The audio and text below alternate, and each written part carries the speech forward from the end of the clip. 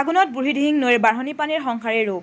নৈখনৰ গৰাখহনীয়াৰ সমান্তৰালভাৱে প্লাবিত হৈ পৰিছে গাঁও আৰু ইয়াৰ খেতিভূমি বাঢ়নী পানীয়ে বিপদসীমা অতিক্ৰম কৰাৰ লগে লগে বন্ধ হৈ পৰিছে অঞ্চলটোৰ ৮খনকৈ গাঁৱৰ যাতায়াত ব্যৱস্থা তিনিচুকীয়াৰ জাগুনত দিহিং নৈৰ ৰুদ্ৰমূৰ্তি বাঢ়নী পানীৰ তাণ্ডৱে এফালৰ পৰা তীব্ৰ গতিত খহাই নিছে নৈৰ গৰা ক্ৰমান্বয়ে বৃদ্ধি পাইছে নৈখনৰ জলস্তৰ বিভাগীয় কৰ্তৃপক্ষ কেন্দ্ৰীয় জল আয়োগে জনোৱা মতে নিশাৰ ভাগত এই জলস্তৰ হয়তো আৰু অধিক বৃদ্ধি হ'ব যাক লৈ এতিয়া নৈপৰীয়া ৰাইজ আৰু অধিক শংকিত হৈ পৰা দেখা গৈছে পলকতে নৈৰ বুকুত দ্ৰৱীভূত হৈছে বিঘাই বিঘাই কৃষিভূমি ইয়াৰ সমান্তৰালভাৱে জলমগ্ন হৈ পৰিছে নৈপৰীয়া কেইবাখনো গাঁও অঞ্চল যাতায়াতৰ বাবে থকা একমাত্ৰ নাও ঘাটটো ইতিমধ্যে বন্ধ কৰি দিয়া হৈছে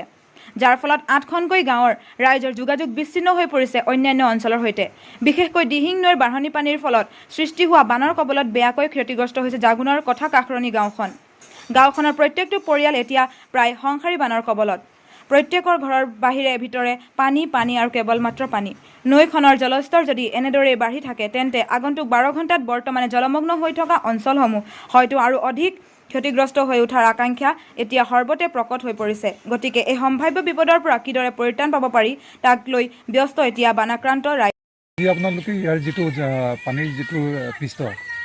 ইয়াত যিমানখিনি পানী হৈছে এই পানীৰ লেভেলটো কিমানমান পাইছে এই পানীৰ লেভেলটো আপোনাৰ 2020ত আটাইতকৈ হাই লেভেল গৈছিলে 2020ত আপোনাৰ যোনটো হাই লেভেল গৈছিলে তাতকৈ বৰ্তমান আপোনাৰ ধৰক 50 চেণ্টিমিটাৰমান বাঢ়িলে ওপৰত আছে যোৱা 4 বছৰৰ পিছত এইবাৰ আকৌ এনেধৰণে পানী হৈছে আপোনালোকে মানে কোনে চাই আছে এই বস্তু এইটো আপোনাৰ CWC চেণ্ট্ৰেল ৱাটাৰ কমিশ্যন মানে ভাৰতীয় জল আয়োগ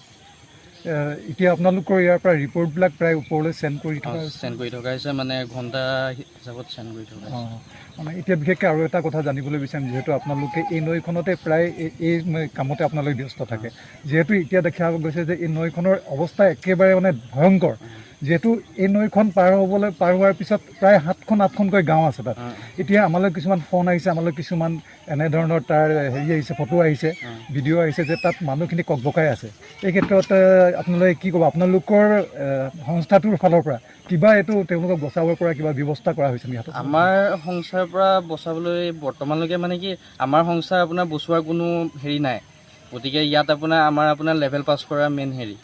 গতিকে আমাৰ ওপৰত সেইটো কোনো নাই আৰু এতিয়া মেইন কথা অকল এইটো ক'ব পাৰোঁ যে আপোনাৰ নদিহিঙৰ পৰা যোনটো ইয়াত আপোনাৰ পানী আহিছে এতিয়া নদিহিঙৰ পানীটো আপোনাৰ মানে ক্ৰমান্বয়ে বাঢ়ি গৈ আছে